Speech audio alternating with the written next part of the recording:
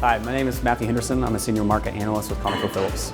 Yeah, so I started attending in 2021, so this is my third year, and it's gotten better every year. We continue to see growth. It seems like every time I come and talk, it keeps on increasing, and so from that standpoint, it's real exciting to be involved with the LDC forums. I'm always excited to come on and talk with the conference attendees and share my knowledge.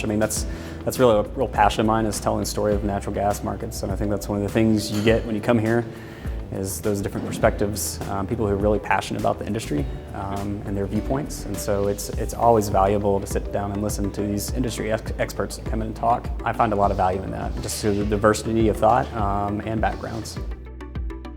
Obviously, we've seen some pretty big shifts. The markets in general have been going under big transitions. Obviously, there's the transition that everybody's kind of familiar with the low carbon intensity and stuff like that. But I think that's one of the things I find the most interesting about these conferences, is that some of the things I hear reinforces a lot of my current viewpoints already, and then some things challenge.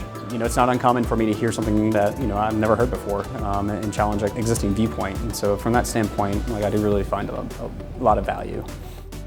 This industry is so focused on relationships. For as big as it is, it definitely feels small and close-knit, and so those relationships are really important.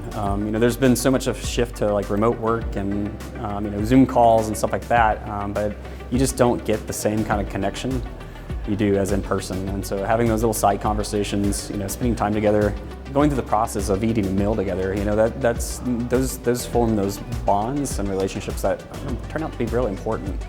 I typically try to hit multiple ones a year. That's another great benefit, is that there are multiple locations, right? And so you can kind of tailor it to your region of interest, or if you're wanting to, break into a new area, get exposure to a new region that you're not familiar with, you have the ability to go to another LDC, whether it's Chicago, Savannah, the Northeast or the Gulf Coast. That's a huge plus, right?